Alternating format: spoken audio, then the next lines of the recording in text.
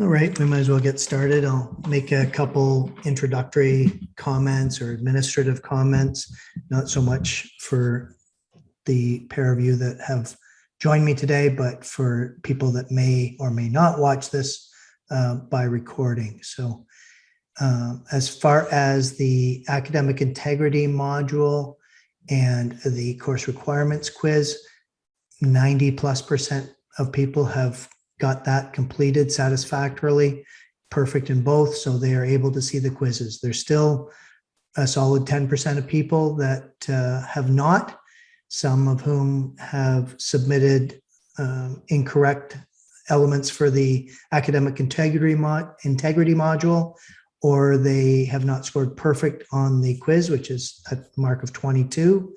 So they're still not seeing their quizzes. So they're giving away 1.5% per week at this point.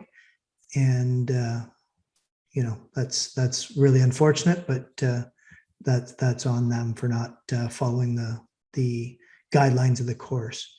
The other thing is about 40%, 41% to be exact, of people have signed up for their term paper. I would encourage anyone that has not to pick a topic. And I say that because this is a term paper that, although not particularly long, will take a while to do well. I would expect multiple edits of it.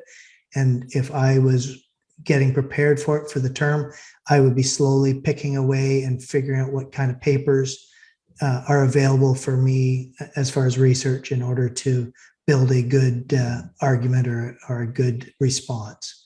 So those are sort of the main things. And the last administrative thing is for the people that believe that they have a legitimate student accessibility services accommodation, please speak to those counselors and get whatever paperwork or whatever process done so that you can get accommodated. We're getting closer and closer to the midterm. And if you're due additional time and you haven't talked to your SAS advisor, and I haven't got the email from SAS, then you won't be getting additional time for the midterm, as you probably should. That's all I've got administratively. We've got just a very, very standard week, falling into a nice pattern here. Let's take a look at what is due this week. We're on to chapter 4. So same thing as always, read chapter 4 of the text, watch the video lecture that I've posted. I've got a couple videos. Looks like one's unavailable. I'll take that out of there. I've got a couple videos for you to watch as supplementary that may help explain some concepts just from YouTube.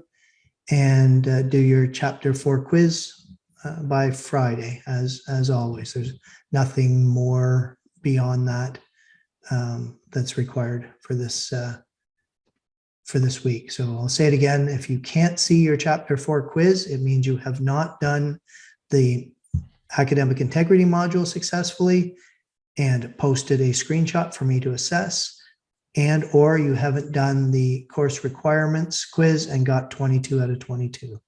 So that's really all my comments. Do either of you guys have questions or comments?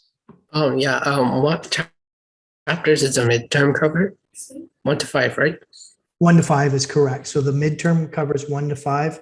We just, even though I believe in this term's a little bit weird in that I think we will have covered the 6th chapter before the midterm, but I wanted to give everyone the reading week to prepare for the midterm. Let me. So midterm covers 1 to 6 then? No, 1 to 5. 1 to 5.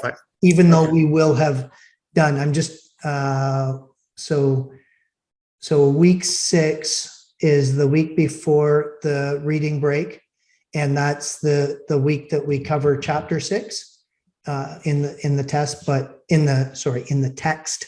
But the test will only cover 1 to 5, even though we will have already covered 6 weeks. So it usually the midterm usually comes after 5 weeks of study, and then I do the midterm exam. I just like to give people the opportunity to use the reading break if they want to prepare for the exam. That's all.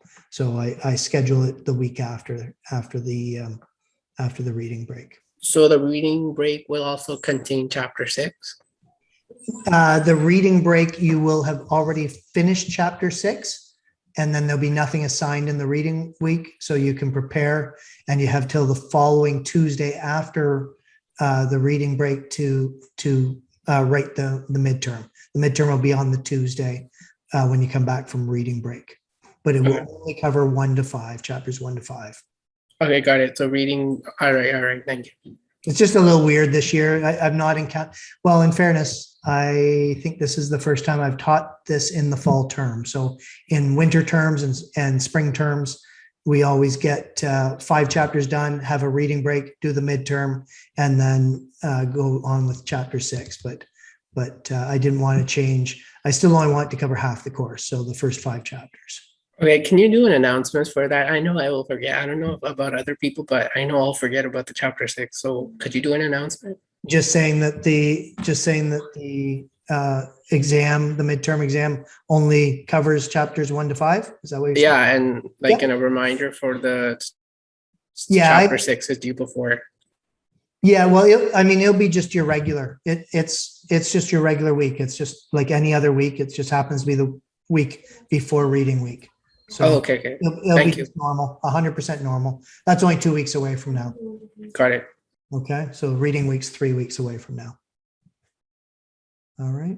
But yeah, I always do some sort of announcement just covering the midterm. We'll probably week 6, like 2 weeks from now, when we do this meeting, we'll have a much higher attendance because everyone will want to ask me questions about what the midterm is going to look like. So that's, again, just typical based on experience. We get a few extra people that come in for the office hours to ask questions about the exam coming up. All right. Any other questions?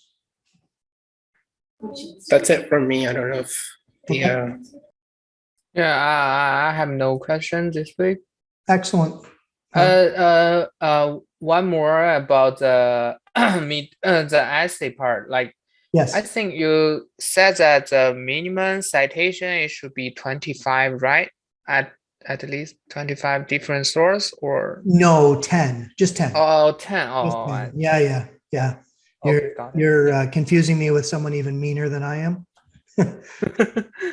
No, just 10. So that I may have said, the comment I may have made is that you could end up with 25 citations, but that could be from 10 sources. You don't have to just quote, well, we're going to avoid quoting, but you don't have to refer to a source just once. You can use it multiple times within your essay.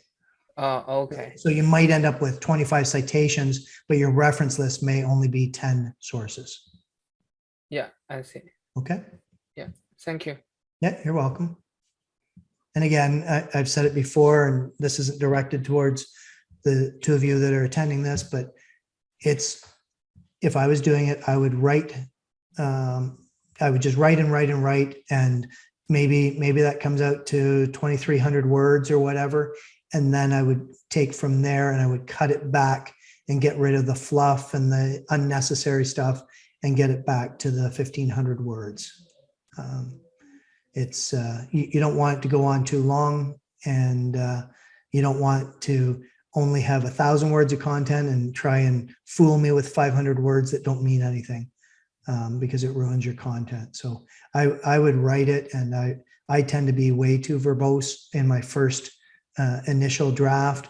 A lot of flowery adverbs and adjectives and things like that aren't necessary, and I would just slash it down and shrink it, as opposed to having to try and make it bigger than it is based on your original content. If that makes sense.